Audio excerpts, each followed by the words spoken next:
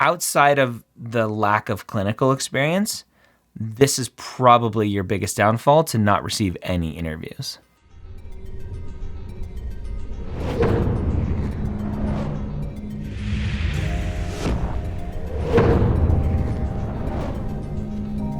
Application Renovation Season 5, the show that I've been saying nobody wants to be on, but here we are. How you doing, my friend? Doing well, thanks. Application cycle didn't go as planned. Give us the nuts and bolts. First application, second application, where are we in number of cycles? This is my first application cycle. Okay. I applied to 20 schools and have been rejected from 19, and I guess at this point waiting to hear from the last one, but it wasn't an interview invite so far. Okay. How many interview invites did you get? I got 0 interview invites. 0 interview invites. Okay, Yeah. So there's something telling there potentially. What do you think happened? At first I was like pretty confused, to be honest. And then thinking about it more, I think maybe in my personal statement, I didn't like show that this was like 100% what I wanted to do. Maybe I was like a little indecisive here or there. Okay. Or maybe I included things in my activity description that was like almost trying to like check the boxes. Okay. So that's all I can think of. I think my like stats were good enough. I think it was probably just in the writing portion of things. Interesting. Okay. We'll look at your application here in a second, but I can see your AMCAS submission date was super early. How about secondary turnaround time? Any issues there? I think the longest I took was probably like 16 days or something. So just over 2 weeks. So not a problem there. Letters of recommendations were in on time. There were no issues there.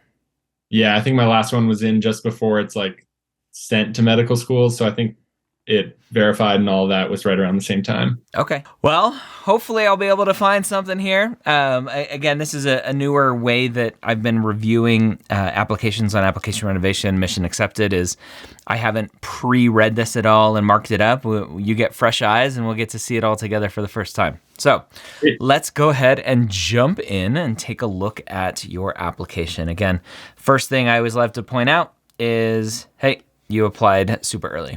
Right, first day I think was 5:31, or was it 5:27 or 5:28? Anyway, you applied really early. The disadvantaged, you did not mark yourself. We do get the kind of self-determined SES disadvantage based on usually education level of a parent. And so we have that, the rest of the demographic information redacted out, obviously, so we just kind of skipped that. No big red flags, which is good. That is always a good thing. No military service, no dishonorable discharge. All right. So then we get to grades, and we see lots and lots of AP courses. And so one potential question, and again, just looking at these, most of them are math, so that's not a big issue. And then, so AP courses, I just wonder, 20 schools, no interviews, like, was there something in your coursework that just wasn't complete and schools are like, yeah, we're not even going to look at this kid yet? Do you think there was any potential of that concern? Not that I think, because I think I got most of like my main sciences and prereqs and things like that once I was already in college. Okay. I think maybe the only one that I really tested out of was like calculus and psychology. Okay. So. All right. So we can see here starting off lots and lots of A's, which is great. Random C+ in digital visual fundamentals. And then back to the A train, finishing up a random B here and there. So your GPA is super solid, right? 392, 3.9 overall. And we can see your MCAT score 514. So stats, doors are wide open for you, right? I like to think of stats. Is the door closing or is it opening? One thing that some students would kind of be concerned about is, did I have a subsection score that was a little bit too low? You crushed biochem, perfect score there. Awesome, congrats. Thanks. So overall, no issues with your MCAT. Your preview score is a little bit low. Yeah. We don't really know how to make out preview scores at this point. Are schools using it as a filter? I don't think so at this point. It's still so new. Schools are trying to figure it out. Did you take Casper as well? I did, yeah. And how did you do on Casper? I was like, I think they scored me as like between the 25th and 50th percentile. So Okay. kind of similar to that one. Okay. So maybe some work on your SJTs. Yeah. We'll work on there. All right.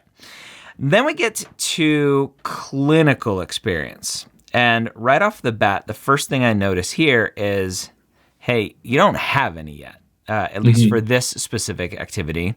Obviously, something that you'll be doing part-time during the application cycle. And so the thing that I'm going to quickly scan through real quick is see what else you're spending your time with. So a little bit of shadowing that you're going to be doing. Not a lot there. A little bit of research that you're going to be doing in terms of that. Some track and field volunteering. A bunch of hours during the application cycle where you're going to continue to be an athlete. So that's where a lot of time is being spent. Got it. Okay. Awesome. So we get back to your clinic assistant. What is a clinic assistant? So at OCR where I work, it's like we have the medical assistants and then there's clinic assistant, and the clinic assistant basically does almost all the same things as the medical assistant, but it's mostly just like rooming patients and like getting histories, vitals, things like that. I would probably change, and I don't think this is like fibbing at all. I'd probably just change that to medical assistant. Okay. Clinic assistant to me seems like an admin job. Oh, okay. Right. And looking at this, so you have sitting across from the two interviewers, Trista and Aaron, both been working at OCR 7 to 8 years. We talk about culture and staff picks up after each other, blah, blah, blah. I instantly knew this is somewhere I wanted to continue my journey of caring for patients. So reading this, I'm not really sure what it is that you're going to be doing. And so I see the title and I don't see any clear kind of distinction here of, oh, you're taking care of patients. Oh, this is basically like a medical assistant.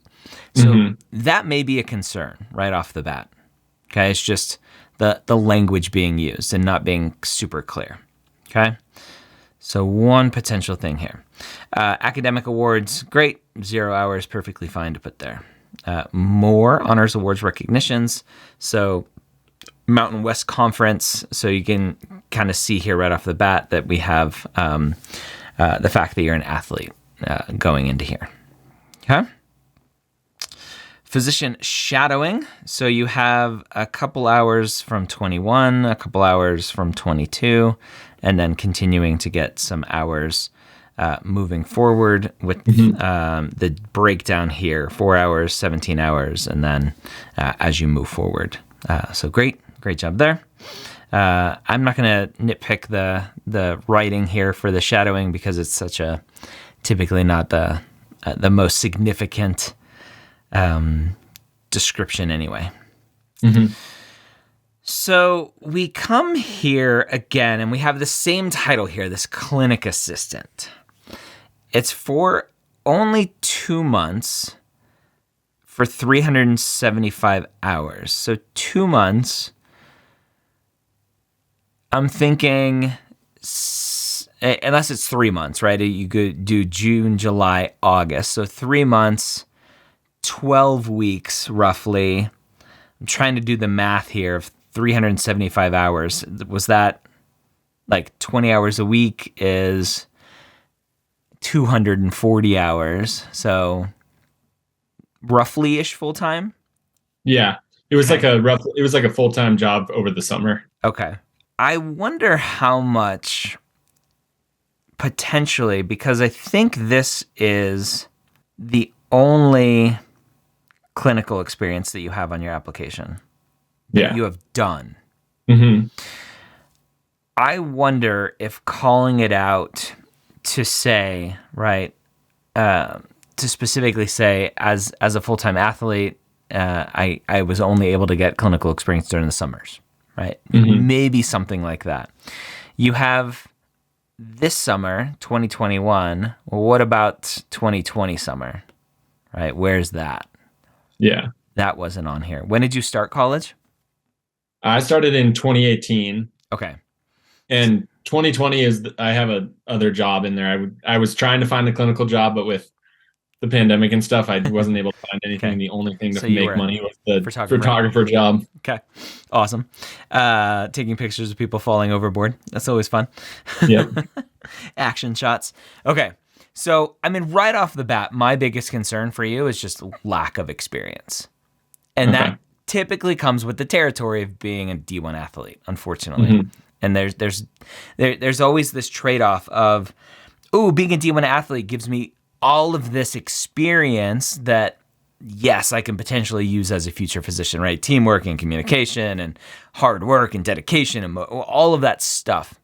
And it's not an excuse for a lack of experiences to show why you want to be a doctor, to show that you do like being a doctor, right? Being around patients and all that stuff. So we get into this activity, and you are talking about kind of what you're hearing here, of hearing these stories. You have one patient, Dave, that impacted you, taking his blood pressure. Okay, so right off the bat, taking blood pressure, clinic assistant, you must be kind of like a medical assistant.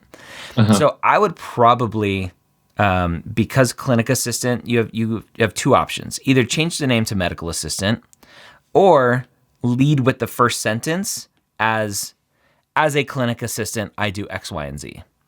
Okay. And then jump into what you want to talk about. You took his blood pressure. He explained to me how on that very table his heart stopped, okay? And the doctor resuscitated him, and he wouldn't be here to tell the story. So the story of how it affected you, felt honored to be part of his care, felt a fire grow inside of me, wanting to one day have the ability to give my future patients what Dr. Blanchette was able to give Dave.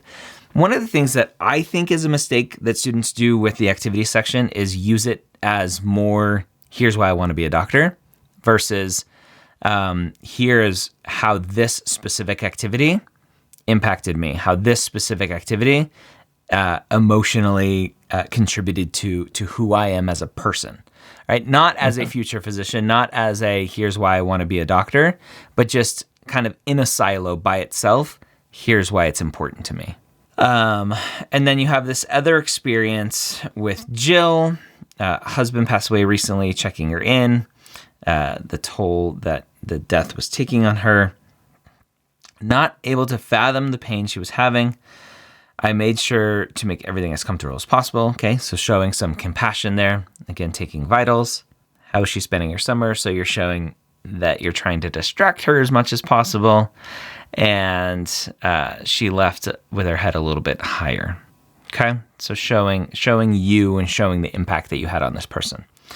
And then you finish off here. It showed me how much I wanted to be the leader on that team. I typically tell students to stay away from any kind of leadership language. It's a very easy thing that students do of like, I'm going to show you that I want to be a doctor and not a PA or an NP or something else. I'm going to tell you that I want to be the leader. And I don't think it helps. I think it's more of a distraction than anything else. And here, there's really nothing in the lead up to this that warrants saying, I want to be a leader, right? Mm-hmm. You're telling this nice story of working with Jill and being compassionate and all that stuff. And then randomly you're like, I want to be the leader. Like, where did this come from? Does that make sense? Yeah, totally. Okay. Overall, from the scribes to the physicians, everyone worked together to make our patient's experience the best it could possibly be. Being a part of that team, helping patients feel safe and cared was truly amazing. It made me love coming into work every day. So we finish off with, like, seems like a distraction of like, hey, I love being a part of this team. And I'm not really sure what the goal of this is, because it's not about you. It's you as part of this team and what the team is doing. So it's almost like you're distracting the reader from the overall goal of helping them understand who you are. And again, my general sense, just because I've seen thousands of these at this point, is that you're trying to sell the teamwork angle of like, ooh, I like being a part of a team, and medicine's being a team, and oh, I want to be the leader on that team, right? And so just a distraction from checking boxes, as you mentioned earlier, of like, ooh, I understand what being a doctor's like, and I'm gonna focus my writing on that. You got an iPad, sweet. Okay, handing out iPads now. So academic award. So you're doing some research. You got a little bit leading up to the application, and then the plan to do a little bit more through the application. And you're doing some physiology research. Him sitting in a heated suit for 2 hours while taking a cognitive test. How is a cognitive test related to cardiovascular physiology? What was the goal of this research? So that one was specifically, it was the guy who was leading it was a PT in the Air Force, and he wanted to see how like the passive heat of sitting like in an Air Force jet would influence the cognitive function. And along with the cognitive test, they would like measure blood flow in like the carotid arteries. So that's how the cardiovascular part comes in. Okay. Potentially, it's sometimes it's interesting to potentially see like with this type of description is like, what are the ramifications, right? What are the downstream effects? What population of people are you hoping to impact with the research? Okay. So paid employment, again, we can see that kind of summer months there, and snapping pictures of the first 60 rafters out of the 120. Awesome. So I love this experience description. I think it's great. I don't think you tried to do too much with it. You didn't try to sell any sort of skills with it. You just talked about that specific experience. That's great. That's a good one. Right. Good reflection here. Just, I found joy in being able to capture lifelong memories while helping ensure a safe and fun rafting experience. Awesome. Perfect.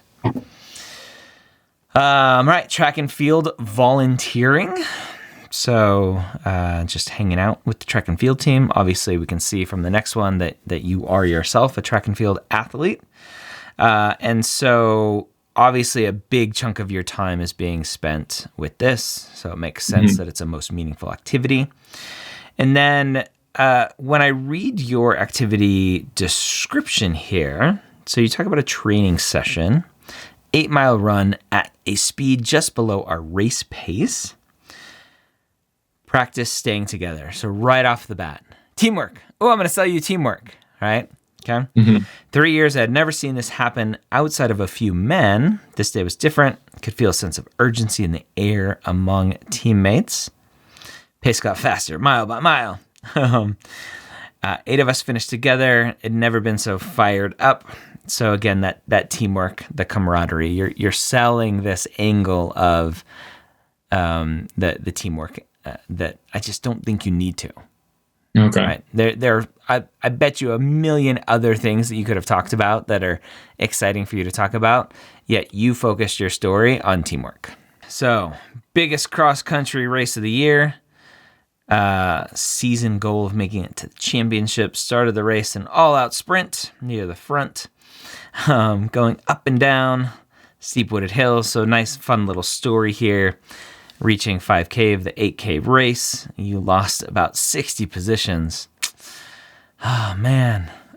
All the screaming fans, blah, blah, blah. So nice, fun little story here. And then, teamwork came up beside me between labor breaths, said, let's go. So you have, again, this teamwork angle of racing side by side, finishing with your teammate. All right. So again, this the teamwork angle. Mm-hmm. Okay. So again, could have just been a fun little story of why that race was important to you. You took the teamwork angle. Again, I think my assumption is the teamwork angle is just there to sell teamwork. Okay. So more like talking about the meaning to me and like how it impacted me as a person. Yeah. Just raw emotions for you as a person, right? Okay. I did it. I finished. I didn't think I could, right? I wanted to quit.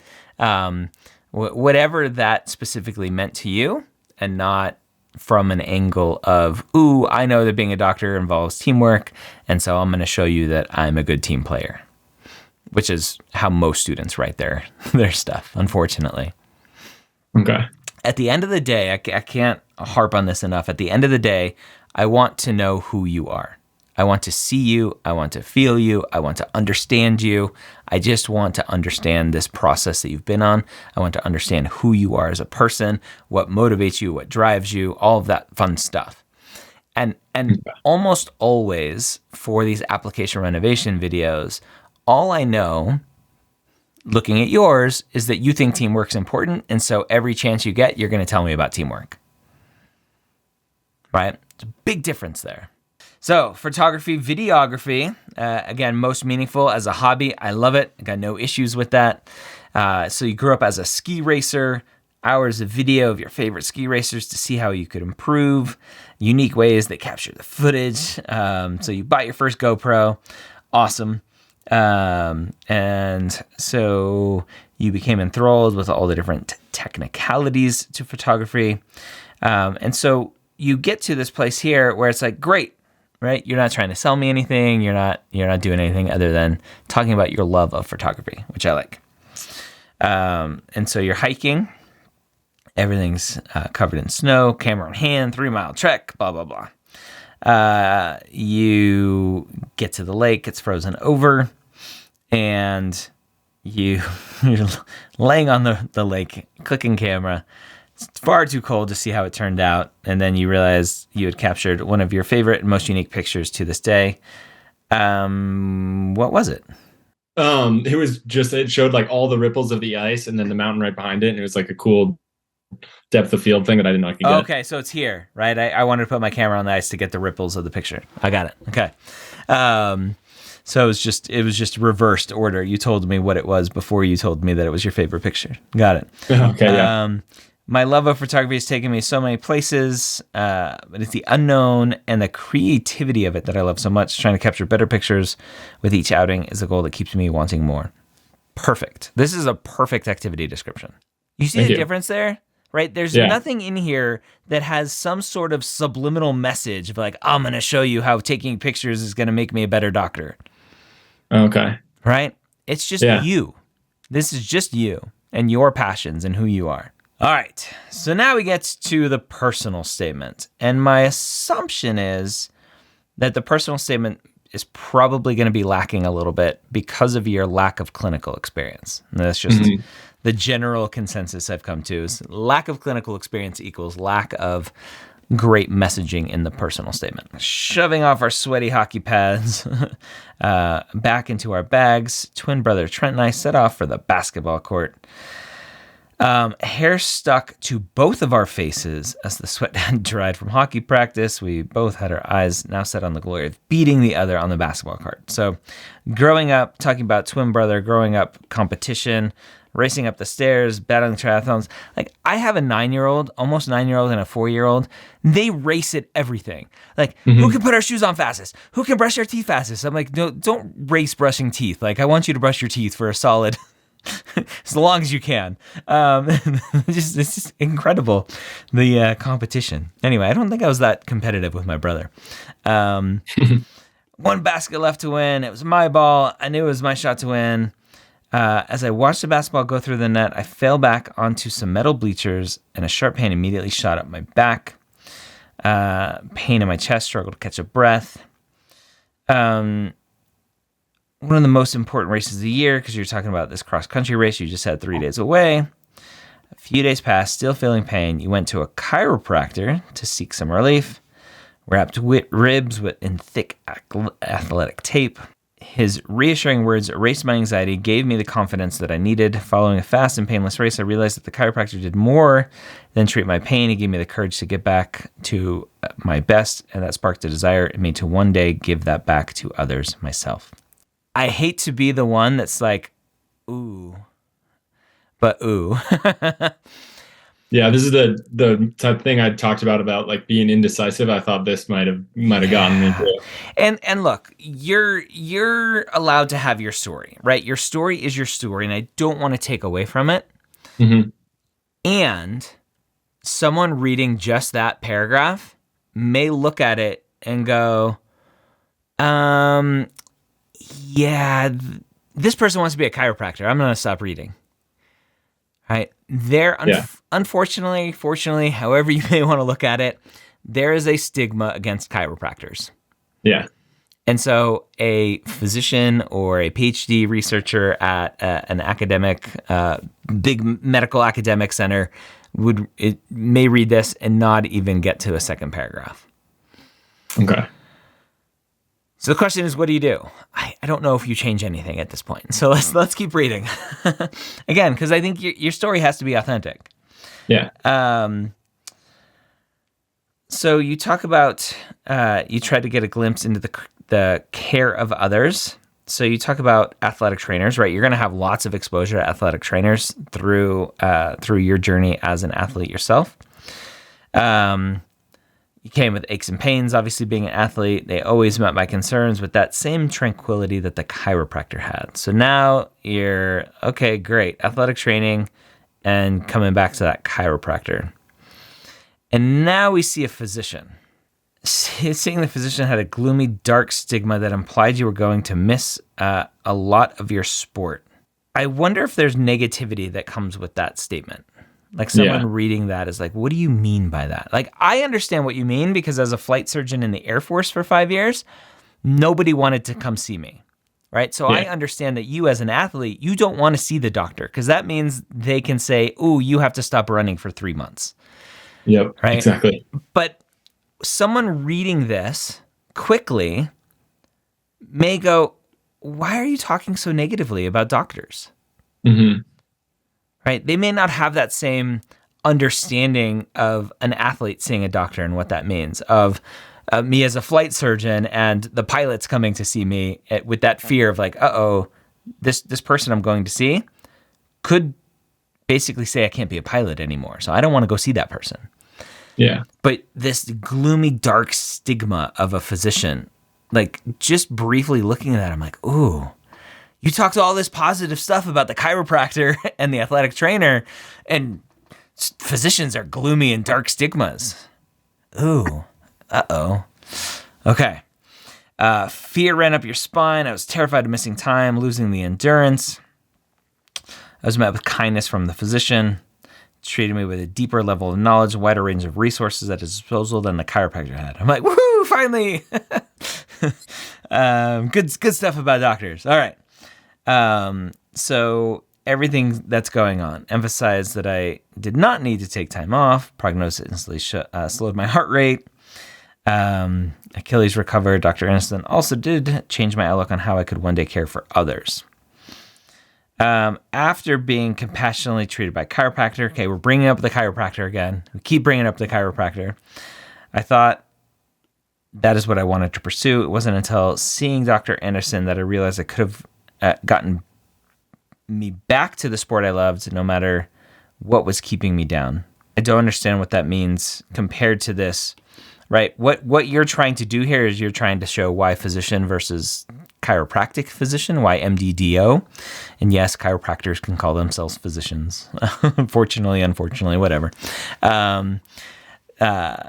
You're trying to show why MDDO versus chiropractor. And this statement to me doesn't make sense. It wasn't until seeing Dr. Anderson that I realized he could have gotten me back to the sport I loved, no matter what was keeping me down. Yeah, I think where I was trying to go with that was kind of the physician over chiropractor. Like, there's only so much the chiropractor could have done with what I would like come in with, where like Dr. Anderson like could have done more.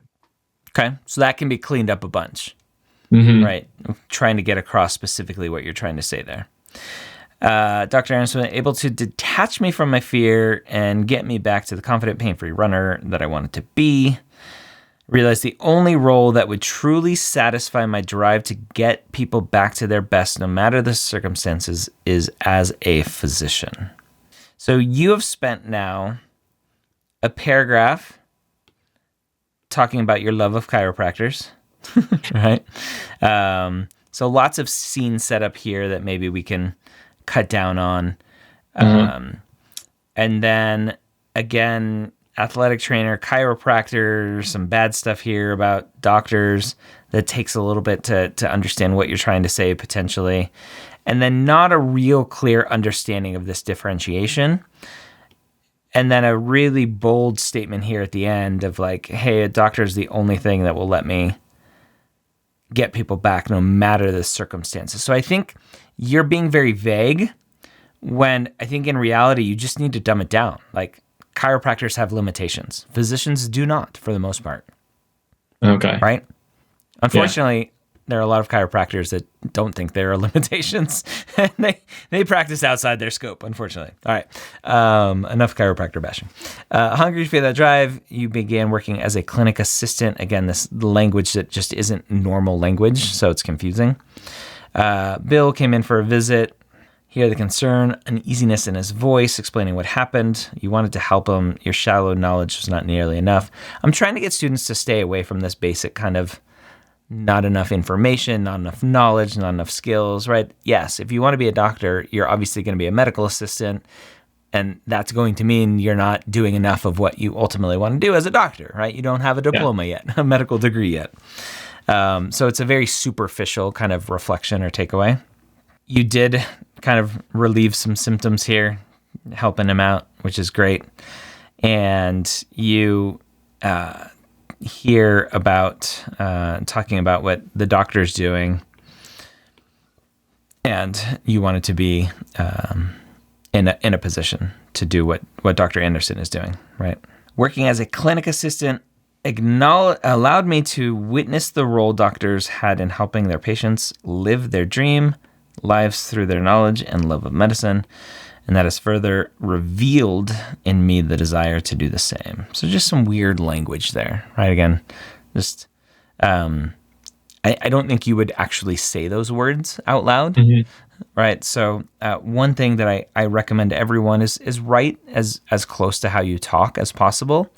That makes the writing that much more connectable, if that's the right word there.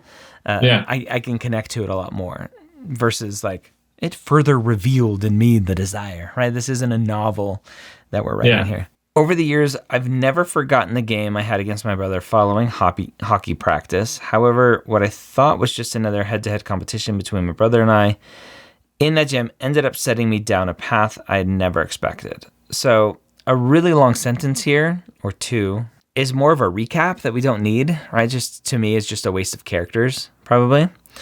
One that has inspired me to want to make the same positive contributions to my future patient's life as I look to replicate the everlasting effect of courage and compassion that physicians have given me. So you're just recapping what you've already said. So conclusions for me, I like to go really big, very aspirational. What are you hoping to accomplish as a physician?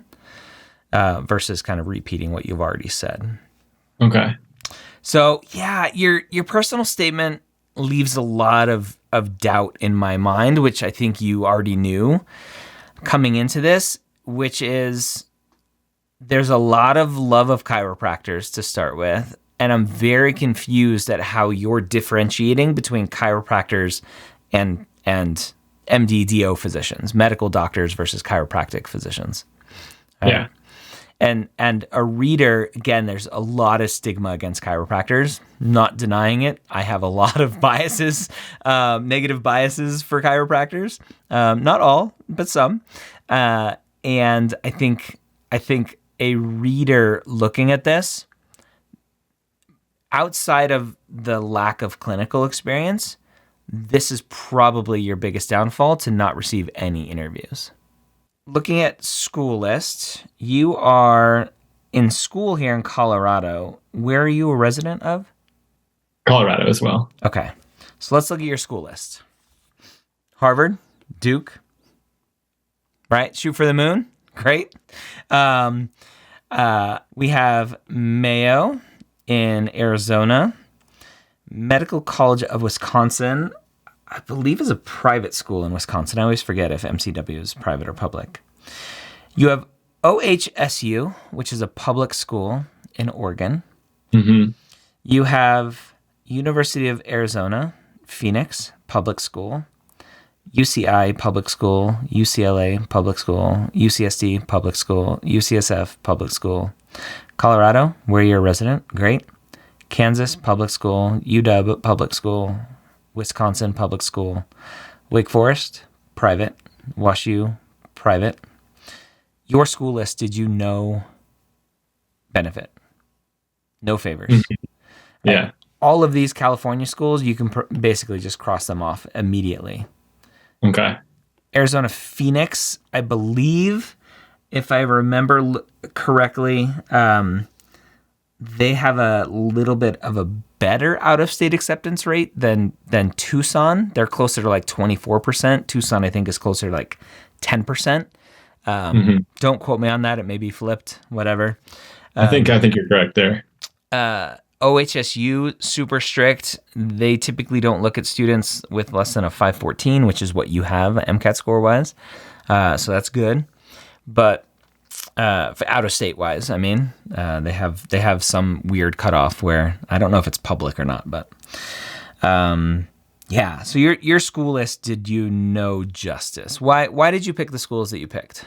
Mainly, I was a thing I was going off of was like location and like a place I'd be happy being, and then I would go into like the kind of the mission and stuff like that. And then, for example, like there's a big stack of California ones that were public, and I was born in California, and I have a lot of family in California, so I was kind of shooting for that. Okay. I don't know how much that really does, but I would say I was mainly going off of like locations where it's like if I got into only one, I'd be like totally happy going there, if that makes sense. Right. So UC San Diego, looking at the MSAR, there's a graph here that shows in-state, out-of-state, etc. Their matriculated class, 27 of the students out of 138 are from out of state. So 19 rounded up to 20%. Not terrible.